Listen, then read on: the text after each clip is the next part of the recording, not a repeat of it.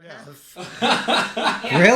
Yeah, it's going to take some time to edit all of this. Oh, yeah. So you're welcome to plug Especially events. your highs. He's but, got to cut out your highs and lows. For events, I would say try to, if you have anything about April or later, plug those events. Any super close coming up ones? Mother's Day, May 12th. We're having our 6th annual Mother's Day. Not yet. What? Not yet. You didn't start yet. He's got to open the show. I know that. He's practicing. Oh, you're practicing? Yeah.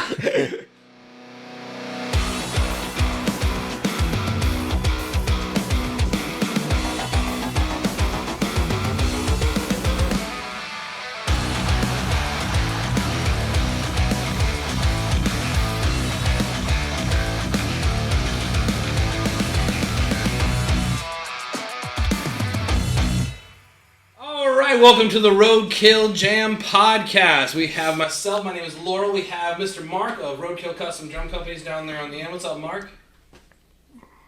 Stage fright. Stage fright. This is the first one. This is a great way to start this whole thing off. We got Jim of Jim N Judy. We got Scott down here. You guys want to introduce yourself? Say hi. Hey, how's it going? Jim and Judy fame there. Scott Naugler here. I'm still Mark. I don't know why he's nervous, but... Well, remember, guys, like, just ignore the cameras. We're having a conversation between us. We're not really talking to them. We're talking to just us. So just have a conversation. Like you were talking about an event you have. Well, you were talking about an event you have coming up for Mother's Day. Yeah, we do a. We had a kid, Micah Maydor, worked at our farm for 3.5 years, but he's sort of local famous musician now, so he gets paid more money to do that. So, but he still comes back every year for Mother's Day, and we put on the Micah Maydor music with moms and free mimosas for Mother's Day. It's a lot of M's. Free moms and free mimosas for Mother's Day. Yes. And music. I forgot the music. We're on a music podcast, and I forgot the music. So it's almost like an M and M and M. Yeah, it's lots. It's like even more M's. Marshall Mathers has got nothing on M and M and M. He's an amateur with the M's. Well, okay, so we got that event coming up for Mother's Day. You were talking earlier about you getting the band back together. Is that what I heard? No, the big ass jam is gonna maybe start coming up with some duos and singles again, and just playing local for maybe once every other month or something like that. Just short because we have a busy schedule. We don't have time to really get into that again. It was great. We had a great year. 15-year run. Was it 15 years? Yeah. Total, we did 4 years at the Old Anchor Bar and 8 years at Jesse's. Okay. And it was great. It was a really an awesome time. That was the big ass jam? That was the big ass jam. So what we're doing is a lot of people have been requesting, can we bring the big ass jam back?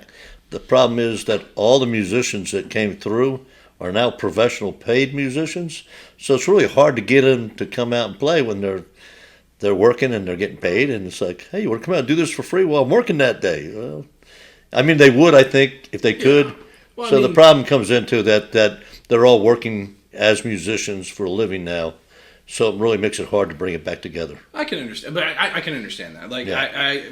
I work as a scuba diver is my full-time job, right? But I still like to go out and do it for free sometimes. But as scuba diving, I would imagine music's similar. But you never know until you ask. We're booked 3 days this week, so this week we can't do nothing. And the next week we're booked, and time gets tough with a lot of people. A lot of musicians are working pretty much retirement. The weekends. There's always a new crop coming in, though. Retirement sounds the new crop that's coming in is not like the.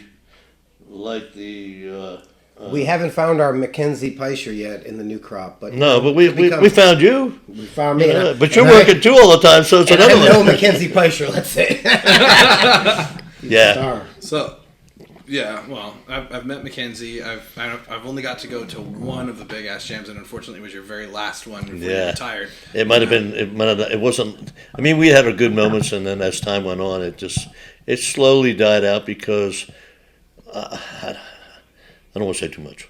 Yeah, don't say too much. Yeah, it's just the quality of musicians changed through times, and in the beginning we had a really good quality of musicians coming into all this stuff that was kind of unbelievable. I mean, Mackenzie and Adrian and Travis and all these guys were top notch.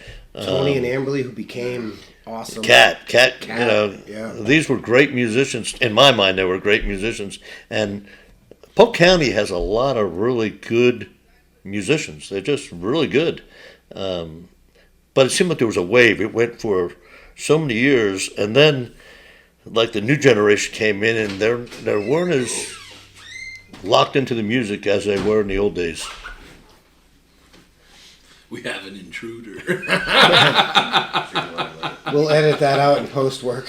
Oh no, this will be a funny moment. We'll get you on the next one, but but like for example, one of those early seeds you're talking about was Scott here, one of those people that. No, I wasn't early. I was kind of later to it. He was like me, and later one of the guys that ruined it for him. When the bald bearded guy showed up, going down. That's what I was gonna say.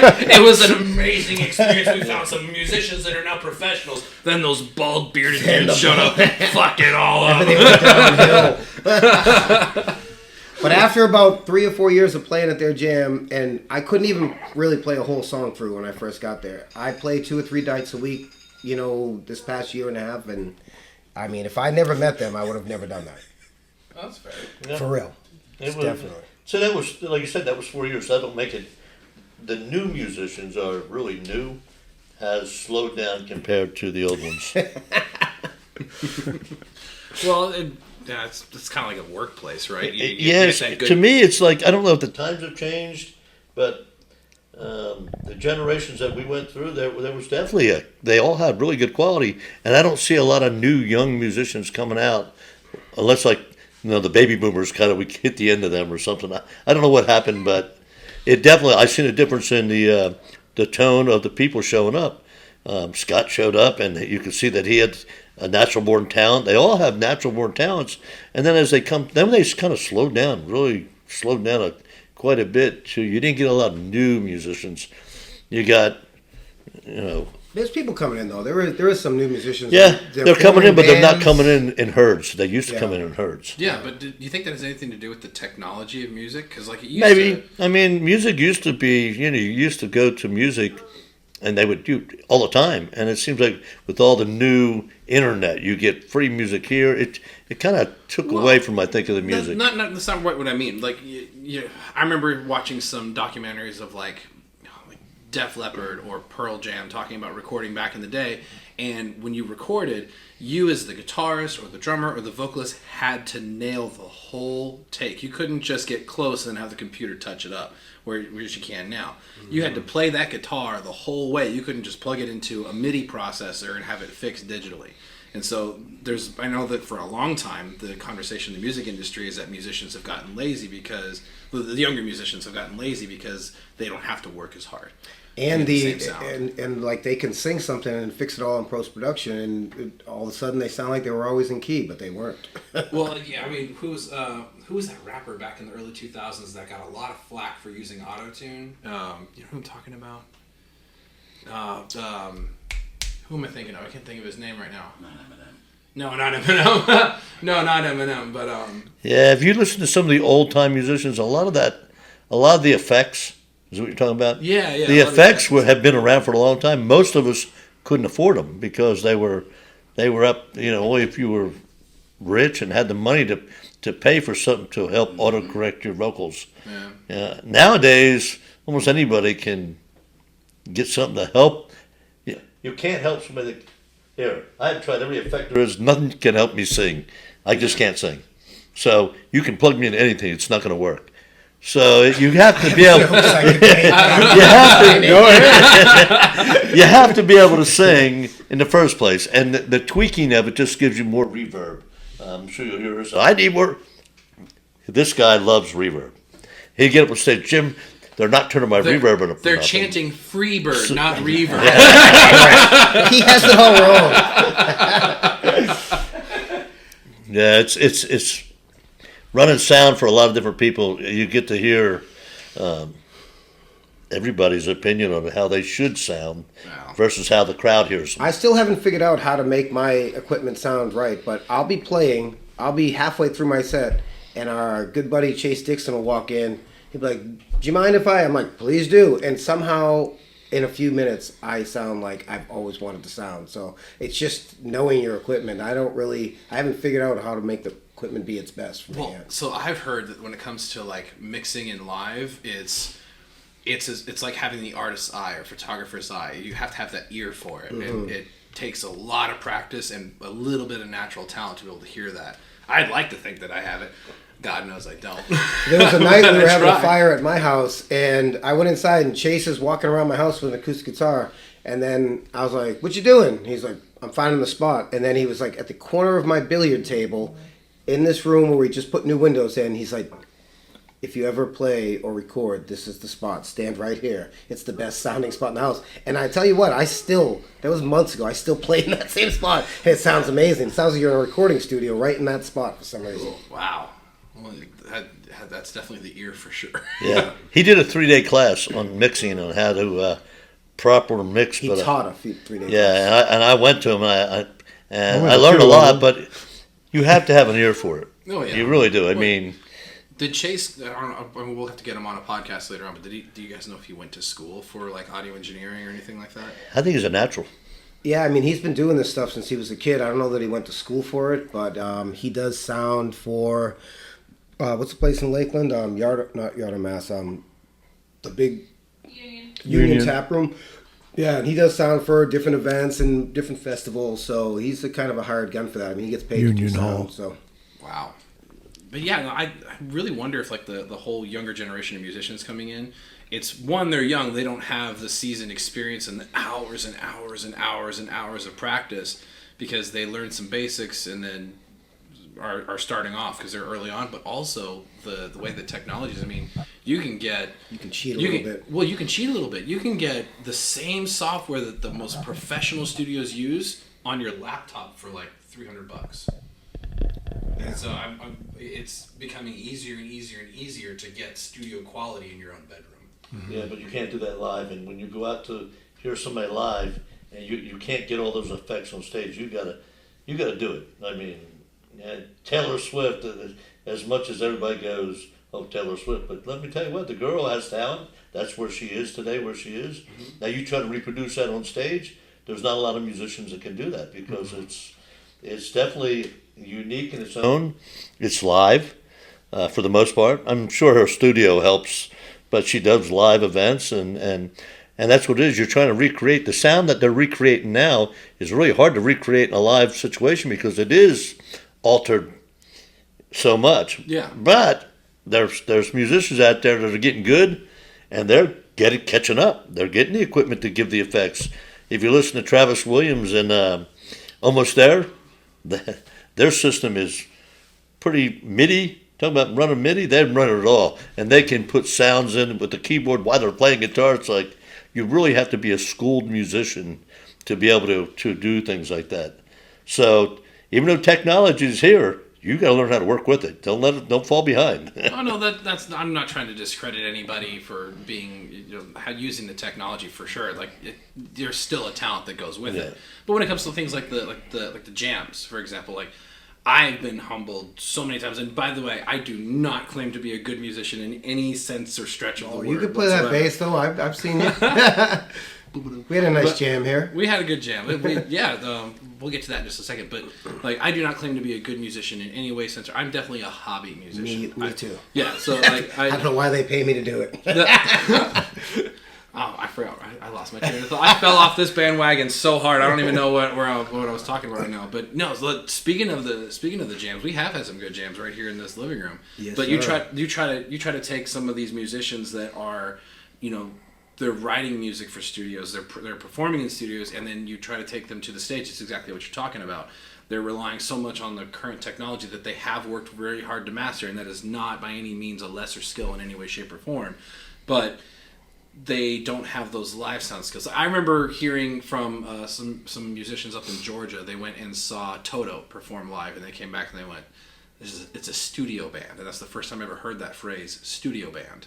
Yeah. They create the sound on the album, and they can't really recreate it live. So I don't know, but I think that's for me. I saw Offspring live, 25 years ago, or whatever. But I liked the first album. I was digging them. I was in Germany at the time. I went to see them, and they really couldn't even perform their music live. I felt embarrassed for them. Then I wanted my money back. I never liked Offspring again. Sorry if you're out there watching the podcast.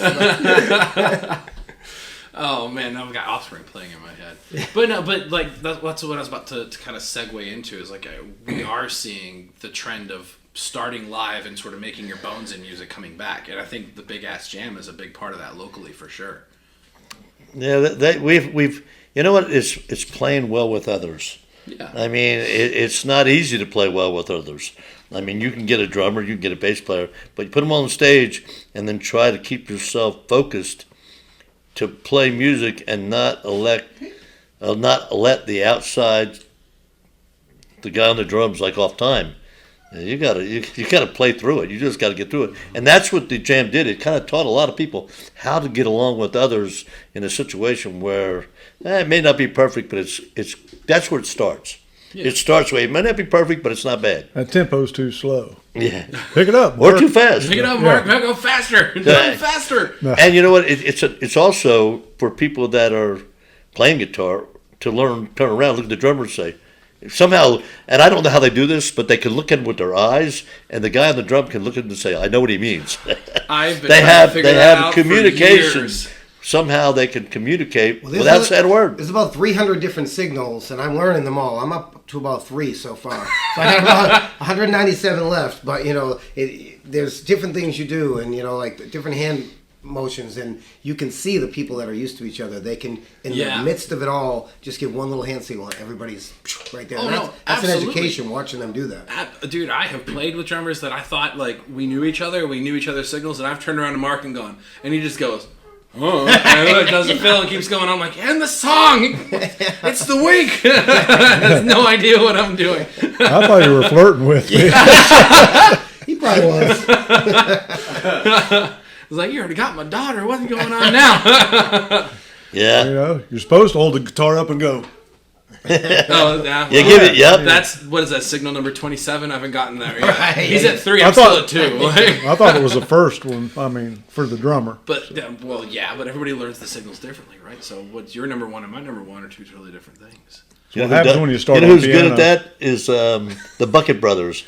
When he comes to the other side, he's ready to stop. Like the guitar goes up here, it's like a signal, a flag. Yeah. And as soon as he brings it down, the drummer's right there with him. They go, boom. Yeah. It's like, oh, that's the trick. That's cool. Like Ray Wiley Hubbard. I love one of his songs. I try to play it every day, and I can play it dead on. But at the ending, there's a long pause, and there's no timing whatsoever that can be attributed to it. It's just all visual. It was recorded live because he had to make a motion for everybody to stop, because that's I've never hit it and listening to it probably 1,000 times. I can understand that, because I remember going to a Kings of Leon concert, and they did one of those drag out endings to their song. It's different, their album has just sort of a fade out, so they drag it out, make this big thing in the concert, and I don't know how they came to a complete stop. There wasn't a note being played. Everybody was cheering. They were just sort of standing there for what felt like 5 minutes, and then they continued with the big ending right on cue with each other. And I was like, how do you do that? Where did you see Kings Leon? Here in Florida? Jacksonville. I went to see them in Boston like long time ago, but they came out. I don't even remember who the opening band was. It was all good, and then they came out on stage, started playing. And you could tell they were like not happy with each other, and they started arguing. At least 1 or 2 of them seemed a little too over drunk, and before you know it, they were like literally getting in a fist fight with each other on stage, and we never saw the show. Everybody left. It was almost a riot outside the club, right on Lansdowne Street behind the Green Monster at Fenway Park. Oh, really? In Boston. I forget the club, Avalon, Access, something like that. And so I still haven't seen Kings of Leon. So I have a sore spot for that band. I like their music, but they robbed us that night. Oh man, I've heard stories, but 3 of them are brothers, and the drummer's the cousin. Yeah, so they get family fights right on stage. Well, they did a documentary about Tala something. I can't remember. They're from Oklahoma, and they did a documentary about their upbringing. Oklahoma? Yeah, I was thinking Tennessee, but I could be wrong. No, they moved to Tennessee, but they're from Oklahoma, and they had a real rough upbringing, and their father was a traveling, preacher, I think, right? Traveling minister. Yeah. And then he got caught doing all kinds of crazy shit he wasn't supposed to be doing, and that caused a huge family fallout from... I'm paraphrasing, so I'm sure some of the fans of Kings of Leon are going to go, this is actually what happened. Oh my God. I'm getting roasted in the comments right now. But no, their backstory was really really inspiring and really cool, but I could definitely see where they'd have some issues. And I've heard reports of several of them having alcohol issues. I tend to think it's better these days, but back 20 years ago or whatever it was that I saw them, it was like a shit show. Back when they were still kind of doing their like. They didn't have all the radio hits yet. Yeah, they were kind of the best way I can describe it is that it had like a European twist to them, because that's where they were mainly doing was the European circuit tours at the time, because they weren't real big in the U.S. yet. Well, they had this song, "We'll Take It to the Yard Like a Cockfight." Yeah, we'll see who's strutting now. Yeah. They had another song. My brother was 18 at the time, and in the chorus, they all stop the music and they go, 18, balding, and he was getting the family curse. It was kind of his theme song for a little while. I can understand that. Alrighty, guys, thanks for joining us for the Roadkill Jam podcast. Myself, Laurel, we have Mr. Mark down in here, we have Scott, and Mr. Jim. Thank you guys so much for being here. And you can find us on www.jimandjudyduo.com, and tells you all of our dates, I think. He couldn't tell you all his dates. They're very booked. We have a EPK, which is electronic package kit. Press kit. That kind of works out. We've been sending that, and it helps. It does. It helps. Found out when you get something like that and you start sending to people, they say, "What kind of music you play?" Or it's like, go to the website and get it all. All right. Once again, what guys, gigs you got coming up? Roadkill Drums. Hell yeah. Roadkilldrums.com. Definitely follow us. Follow the podcast, guys. Thank you so much for hanging out with us. Oh, and our pizza sponsor. Yeah, absolutely. Pizza Connection. Connection. Right now. This is to you by Pizza Connection. Thank you guys. The pizza is delicious. I've already eaten way too much. I've had 3 slices myself. Right. Those squares are deceiving. You That's think, it's just a little piece. Yeah, right. All right, guys. There's more. Cheers. Cheers. Cheers.